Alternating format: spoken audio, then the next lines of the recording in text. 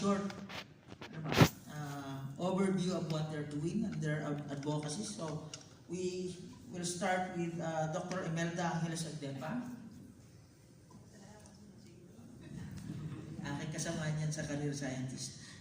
Magandang umaga po sa ating lahat. Ako po si Imelda Angeles Agdepa. Ako po ay nag-retire na. Kaya alam niyo po, ako ang inuna ni Sir Ruel. And just because siguro seniority works. No? Ang focus po ng aking researches ay marami. No? Dahil alam niyo naman po yung edad ko, yung marami na pong exposure. But during my early years of research, I actually catered to efficacy and effectiveness trials, trying to look at actually ano ang epekto ng mga iba't ibang intervention para sa malnutrition.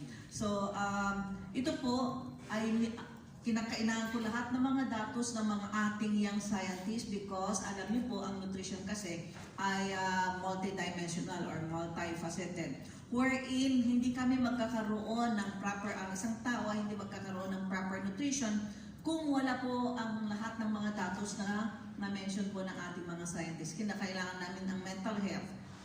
No? Kinakailangan namin yung pang-protection sa illness na nakuha na po sila ng waterborne, mga ano ba yon, garapata, mga gano'n ano po. So again, our advocacy in foods and nutrition is actually to look at ano yung talagang magandang intervention mix. I don't even see single intervention.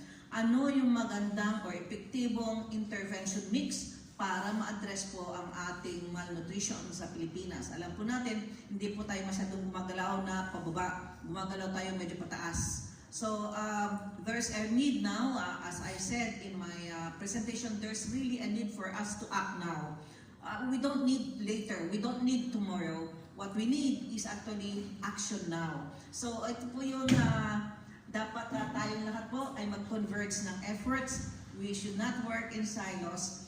Kasi po, ang malnutrition po ay kinakailangan ng maraming tao, maraming disciplines, no? Ng maraming professionals. So yun po yung aking advocacy. I don't even tell you what are my different publications or different works. But again, what we are saying is try to look at what are the best solutions to address the problem of malnutrition in our country, wherein it is very efficient, meaning to say, and very effective. So, para makuha natin yung cost-benefit, no? Meaning to say, pag nag-invest tayo ng piso, magkakano yung in return, magkakano yung ating masisave para sa human capital ng ating bansa. Yun lang po ang aking advocacy. Salamat po.